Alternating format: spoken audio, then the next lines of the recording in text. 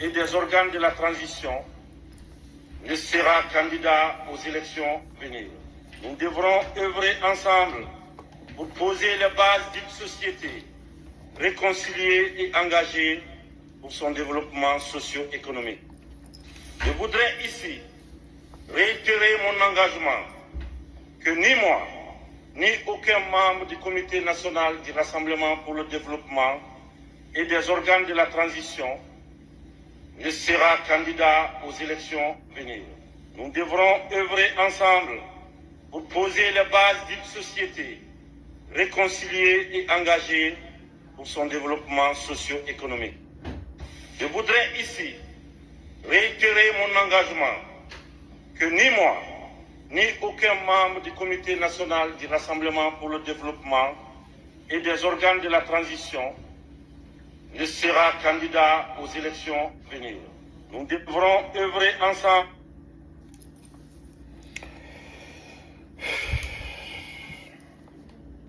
C'était un rappel. Un rappel pour tous les Guinéens. Un rappel pour tous les Africains. Un rappel pour tous les Guinéens. Un rappel pour le monde entier.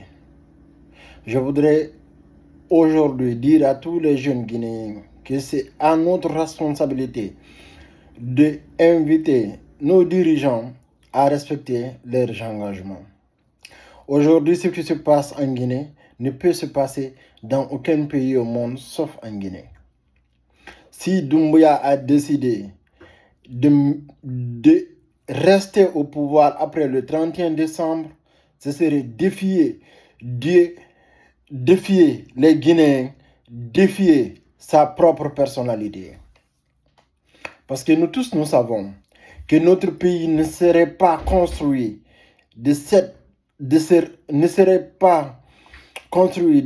ne viendrait pas, excusez-moi, je parle mal français. Notre pays ne pourra pas atteindre nos objectifs de développement dans cette façon de faire. Nous savons tous que il est impératif de comprendre que notre Guinée a besoin d'être un pays dirigé par des hommes intègres et responsables. Et nous savons vu très bien que l'engagement solennel pris par le président Mamadi Doumbouya de gérer la Guinée jusqu'au 31 décembre et après le 31 décembre de se débarrasser du pouvoir de la Guinée et de le donner à un autre qui va continuer la transition. La transition devrait prendre fin le 31 décembre, ce qui n'est pas encore fait. Et nous pensons, nous espérons que le peuple de Guinée saurait répondre au président Mamadi Doumbouya par les actes qu'il a posés. Parce que son engagement envers le peuple de Guinée est clair. Le peuple de Guinée attendait de Doumbouya de respecter, de faire des élections libres et transparentes avant le 31 décembre. Et aujourd'hui, on n'en parle plus. Il est interdit de prononcer le mot élection en Guinée. Il est informellement interdit. Il est interdit de parler de transition. Aujourd'hui, on nous lance des mots comme refondation qui n'existent de nulle part. C'est des mots qui ont été inventés pour manipuler notre intelligence. Et je pense qu'on n'est pas si bête que ça pour accepter ce manigance puisse continuer dans notre pays. J'espère très bien que les jeunes Guinéens ont conscience que c'est ensemble nous pouvons vaincre ce pouvoir-là. Parce que si le 31 décembre, la jeunesse guinéenne n'arrive pas à rappeler à l'ordre le président Mamadi Doumbouya, ça veut dire que notre pays est tombé dans un puits. Dans un puits dont on ne sait pas quelle est la profondeur. Vous avez vu ces 3 ans de mandat? Je crois qu'ils nous ont édifiés. Ils nous ont édifiés par beaucoup d'injustice, par l'absence de la justice. Par l'absence de la justice. Aujourd'hui, personne ne va se demander comment Doumbouya va gérer après le 31 décembre. Si il est resté au pouvoir dans ces 3 ans, on a vu beaucoup de morts beaucoup de cas. Le cas de Zéro-Corée en dit long. Le cas du dépôt en dit long. C'est des cas qui ne sont pas encore judiciarisés. Les cas dont on ne parle même pas d'enquête judiciaire. Vous avez entendu ce ministre de la Justice? Vous avez entendu le ministre de la Justice qui est garant de la justice? Vous avez entendu ses propos? Mais on peut se poser la question à savoir, même le général Doumbouya devrait avoir peur de ce gouvernement qu'il a avec lui. Si le ministre de la Justice peut se permettre de banaliser autant de crimes avec un sang-froid, impossible de pouvoir m'imaginer ça. Que le ministre de la Justice peut se permettre d'être devant le peuple de Guinée et de parler dans ces termes-là et rester comme si... Non. Comme si 300 morts, ça ne veut rien dire. Ce ministre de la Justice, on doit se poser la question à savoir, est-ce qu'il a de l'empathie? Si c'est l'argent qui l'a amené d'être aussi arrogant, de croire qu'il est pertinent, de s'en prendre à la justice. Avant, il ne peut même pas rendre justice, il ne peut pas compatir, il n'a pas d'empathie. Et il vient, il parle comme ça au peuple de Guinée. Il se prend pour qui, lui? Il pense qu'il est l'éternel ministre de la justice guinéen. Il pense qu'un jour, lui, il ne sera pas jugé par ses actes. Il pense que ce pays-là va continuer comme ça. C'est ce qu'il s'imagine? Non, pas du tout.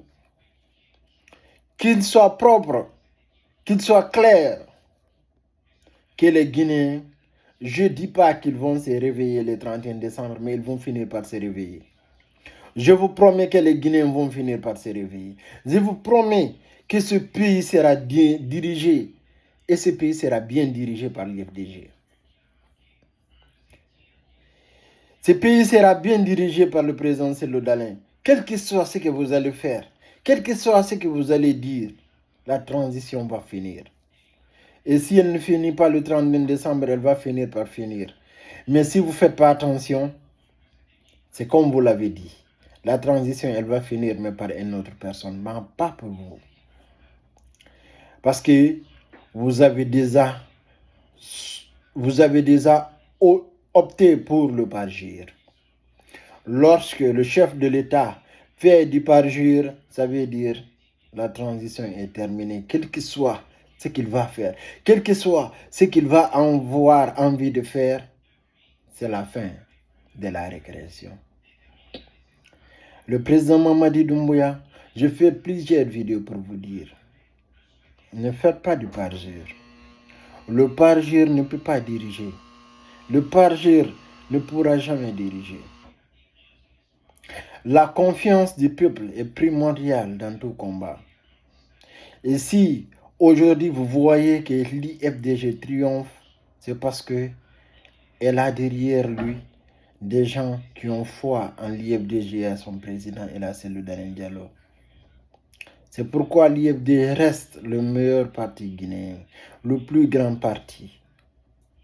C'est parce que les gens ont foi à ce parti, mais foi à son leader, qui montre chaque jour qu'il sait ce qu'il fait et qu'il sait comment le faire.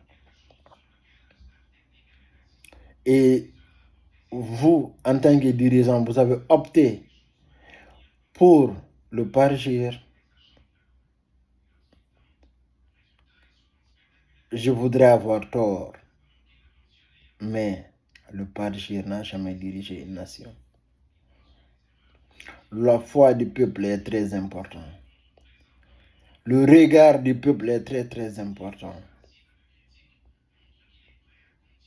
La confiance du peuple est très très importante. On ne peut pas tout acheter. On ne peut pas tout acheter du moins. On ne peut pas acheter la confiance de quelqu'un. On ne peut pas acheter le sentiment de quelqu'un. Si des gens prennent votre argent pour acheter des Guinéens, dites-vous que ces gars-là, ce sont des pions qui est en train de vous induire en erreur. Que ces gens-là sont pour votre destruction. La foi du peuple est plus forte que quoi d'autre. Et aujourd'hui, la peur que les Guinéens vivent avec est suffisante pour vous mettre dehors. Et soyez rassurés que le parjure ne va pas diriger le pays. Et le parjure ne pourra pas diriger le pays. À bon entendeur, salut.